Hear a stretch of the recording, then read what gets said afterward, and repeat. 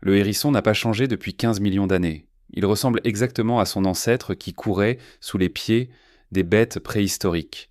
N'importe quel biologiste vous dira qu'un animal aussi simple aurait dû disparaître depuis longtemps.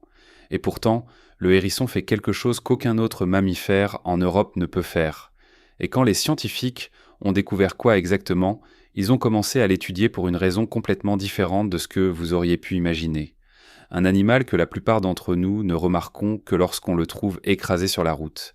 Et pourtant, sous ces épines se cache l'un des systèmes biologiques les plus étranges que connaisse la science moderne.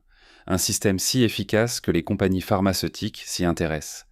Si particulier qu'il contredit les principes fondamentaux de la biologie évolutive. Et si ancien qu'il se souvient de l'époque où des hyènes préhistoriques et des tigres à dents de sabre rôdaient les par ici. Voici l'histoire du hérisson occidental, et je vous promets qu'à la fin de cette vidéo, vous regarderez ce petit monsieur piquant d'une façon totalement différente. Imaginez que vous preniez un hérisson d'aujourd'hui et que vous le placiez à côté de son ancêtre du Miocène. Le Miocène est une ère géologique qui a commencé il y a environ 23 millions d'années et s'est terminée il y a environ 5 millions d'années. Et vous savez quoi ? Vous pourriez à peine les distinguer. Le genre Erinaceus, c'est-à-dire le même genre auquel appartient notre hérisson occidental, est documenté paléontologiquement en Europe depuis la fin du Miocène. Nous parlons d'une période où notre planète avait un aspect complètement différent. La mer Méditerranée avait presque séché. Ce phénomène s'appelle la crise messinienne. Tout le sud de l'Europe s'est transformé en un bassin salé. Le climat changeait radicalement. Les continents se déplaçaient. Des écosystèmes entiers apparaissaient et disparaissaient. Et au milieu de tout cela courait un petit insectivore avec des épines dans le dos. Le même insectivore qui passe la nuit dans votre jardin aujourd'hui. Il est intéressant de noter qu'en Amérique du Nord vivait à la même époque un genre très similaire, Brachyrix. Il avait des épines, vivait de manière similaire, occupait des habitats semblables. Et vous savez ce qui lui est arrivé ? Il a disparu.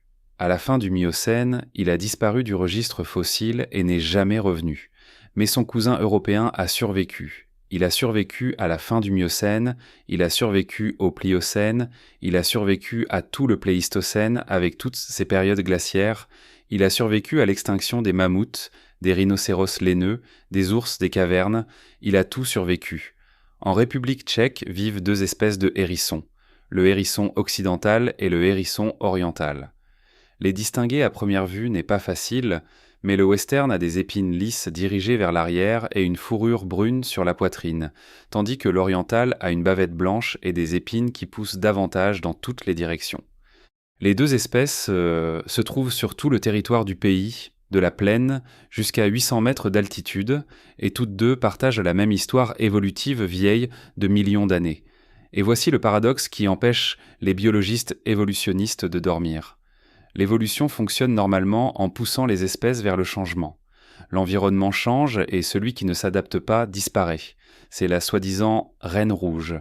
Il faut courir juste pour rester sur place. Mais le hérisson enfreint cette règle, il n'a pas changé. Ou plus précisément, il a si peu changé que les fossiles de la fin du Miocène ressemblent aux squelettes des hérissons d'aujourd'hui. La structure de base du corps, la distribution des épines, les proportions du crâne, la forme des dents, tout correspond. En biologie évolutive, il existe le concept de fossile vivant, un animal qui n'a pratiquement pas changé depuis des dizaines de millions d'années. L'étrange qu'élacanthe, le poisson que l'on croyait disparu avec les dinosaures, jusqu'à ce qu'en 1938 des pêcheurs le capturent au large des côtes de l'Afrique du Sud. Le tuatara de Nouvelle-Zélande, dont les ancêtres marchaient sur Terre il y a 250 millions d'années. Et puis il y a le hérisson. Pas aussi ancien que le kélacanthe ou le tuatara, mais tout à fait exceptionnel dans le contexte des mammifères. Et c'est précisément là que commence la grande question de la vidéo d'aujourd'hui. Pourquoi ? Qu'est-ce que le hérisson a que les autres n'ont pas ? Pourquoi l'évolution a-t-elle oublié cet animal discret ? Qu'est-ce qui est si parfait chez lui que la nature n'a eu aucune raison de le modifier ? La réponse est fascinante et commence avec ses épines.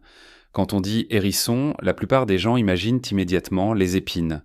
Cette carapace piquante dans laquelle le hérisson se recroqueville lorsqu'il se sent menacé. Et la plupart des gens s'arrêtent là.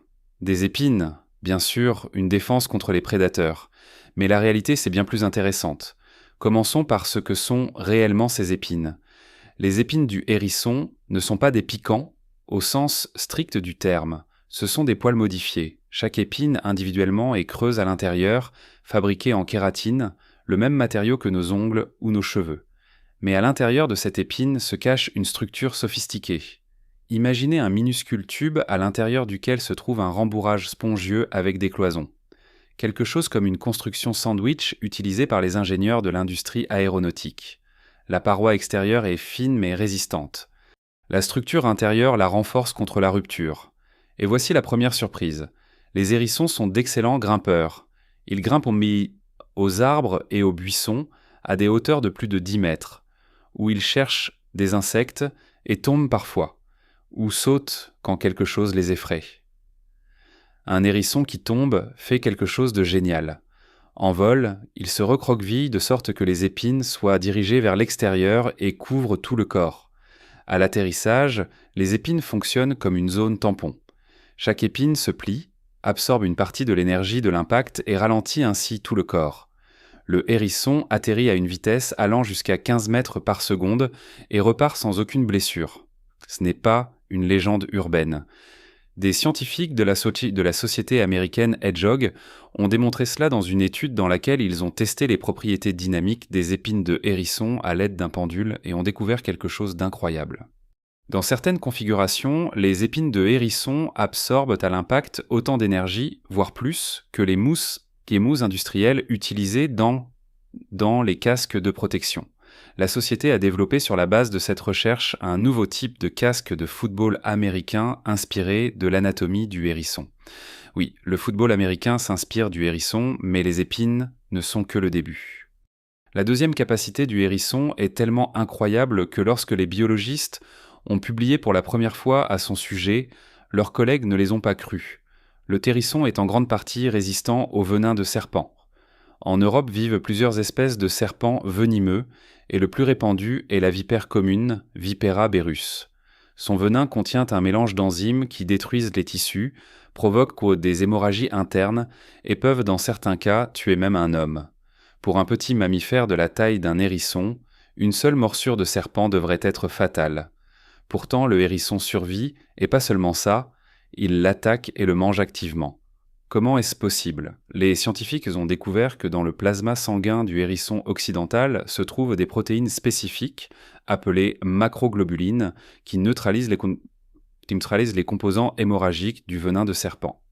En termes simples, le sang du hérisson contient des substances qui décomposent et désactivent le venin avant qu'il ait le temps de causer de graves dommages. Mais ce n'est pas tout. En 2024, des scientifiques spécialisés dans les canaux ioniques ont publié la découverte que les hérissons, similairement aux mangoustes, ont dans leurs gènes des mutations des récepteurs nicotiniques de l'acétylcholine. Concrètement, les mutations notées W187R et F189L. Ces mutations modifient la structure des récepteurs de telle sorte que les alpha-neurotoxines du venin de serpent ne peuvent tout simplement pas s'y lier. Le système nerveux du hérisson reste fonctionnel même après une morsure qui paralyserait tout autre mammifère. Imaginez, cette petite créature discrète possède en elle un système de défense double contre l'une des armes biologiques les plus efficaces de la nature. Et l'évolution le lui a donné des millions d'années avant que les humains ne réalisent même qu'une telle possibilité existait. Et maintenant, la troisième capacité. C'est la moins connue de la plupart des gens, mais du point de vue biologique, probablement la plus remarquable de toutes. Le hérisson peut survivre à un état qui tuerait un chien, un chat ou un être humain. Il peut survivre à une hypothermie profonde.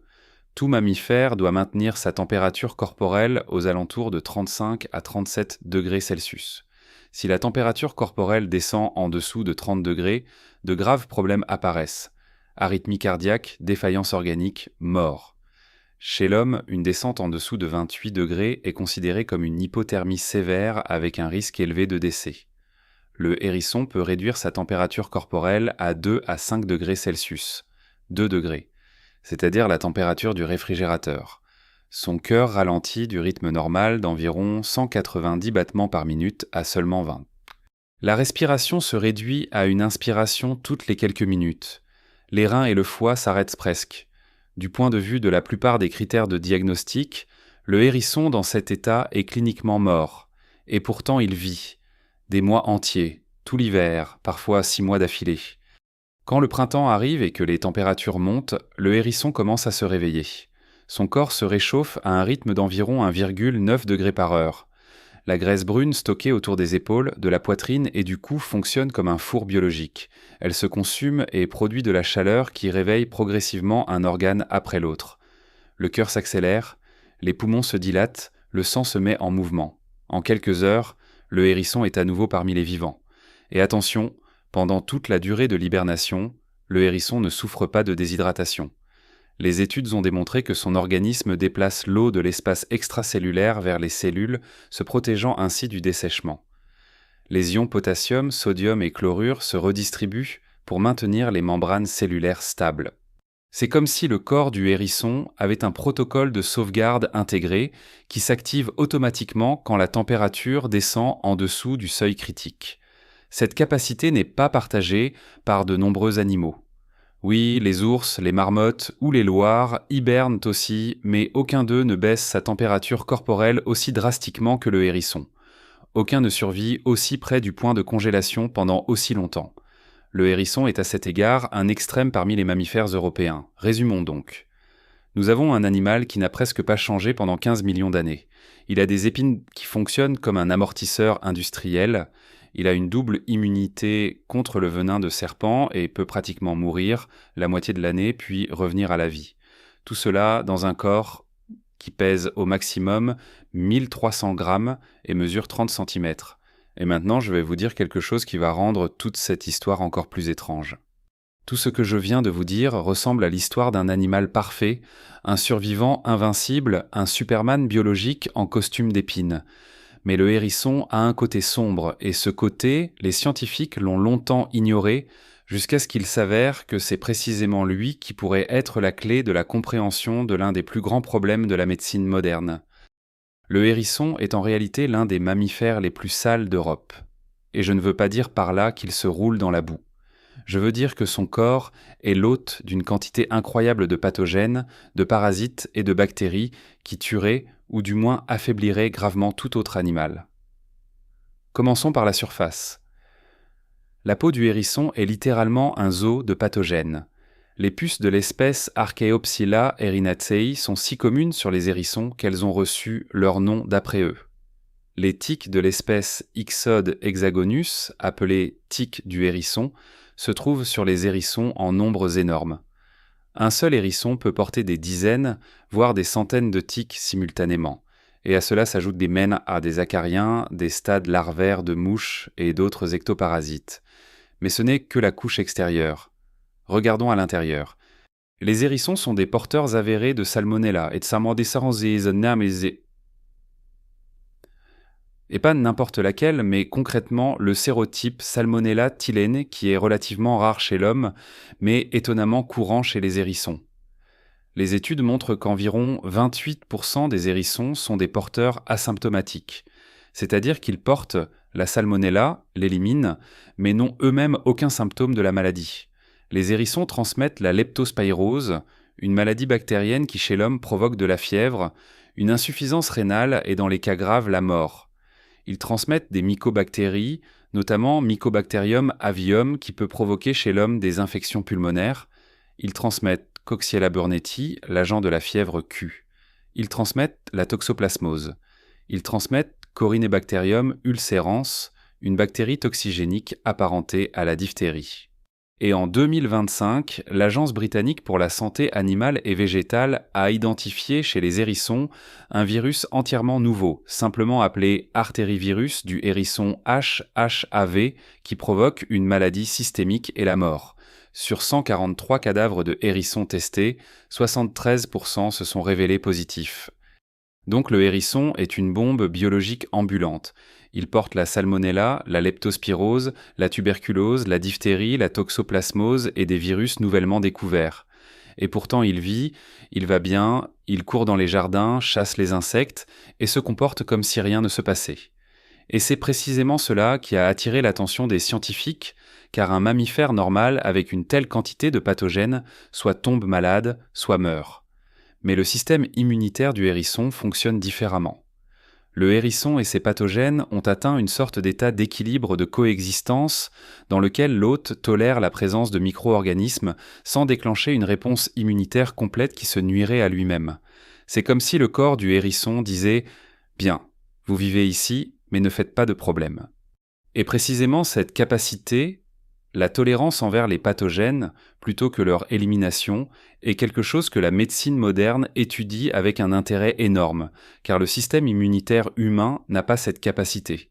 Quand un pathogène pénètre dans le corps humain, le système immunitaire déclenche une guerre. Inflammation, fièvre, mobilisation des globules blancs. Et parfois, cette guerre cause plus de tort que le pathogène lui-même. C'est l'essence des maladies auto-immunes, des tempêtes de cytokines ou du sepsis. Le hérisson résout cela de manière plus élégante. Mais le meilleur, je l'ai gardé pour la fin de ce bloc. Et cela va vous couper le souffle.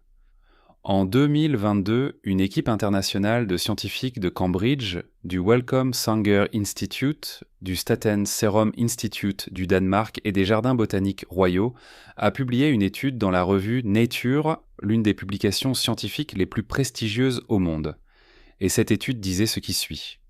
La superbactérie MRSA, Staphylococcus aureus résistant à la méticilline, l'un des pathogènes nosocomiaux les plus redoutés au monde, contre lequel la plupart des antibiotiques courants ne fonctionnent pas, ce superbug n'est pas apparu dans les hôpitaux. Il n'est pas apparu à cause de la surutilisation des antibiotiques dans l'agriculture. Il est apparu sur la peau des hérissons de façon naturelle, il y a plus de 200 ans. Comment cela s'est-il passé ? Sur la peau du hérisson vit, aux côtés de la bactérie Staphylococcus aureus, un champignon, Trichophyton erinacei. Ce champignon produit ses propres antibiotiques naturels avec lesquels il se défend contre les bactéries environnantes. Et la bactérie Staphylococcus aureus, pour survivre sur la peau du hérisson, a développé une résistance à ces antibiotiques. Le résultat est un type de MRSA qui s'est répandu des hérissons aux animaux domestiques et finalement aux humains. 60% des hérissons du Danemark et de la Suède sont porteurs de ce type de MRSA. Des pourcentages élevés ont été trouvés chez les hérissons de toute l'Europe et de la Nouvelle-Zélande.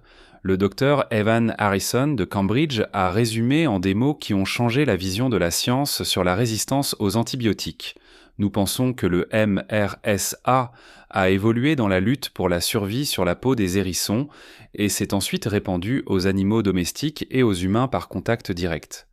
Traduit en langage humain, le hérisson est un laboratoire vivant dans lequel la nature expérimente avec la résistance aux antibiotiques depuis des centaines d'années. Et nous ne savions rien de tout cela. Le hérisson a combattu pour nous tout au long de son histoire, éliminant les nuisibles, maintenant l'équilibre dans les écosystèmes de jardin et même nous aidant sans le savoir à comprendre les mécanismes de la résistance aux antibiotiques. C'est maintenant à notre tour de nous battre pour lui. Merci d'être resté jusqu'à la fin. Si cette vidéo vous a apporté quelque chose de nouveau, mettez un like, abonnez-vous et surtout envoyez-la à quelqu'un qui a un jardin. Peut-être qu'ainsi vous sauverez un hérisson. Et après tout ce que vous savez maintenant, vous savez que ce hérisson le mérite. Portez-vous bien et laissez un trou dans la clôture.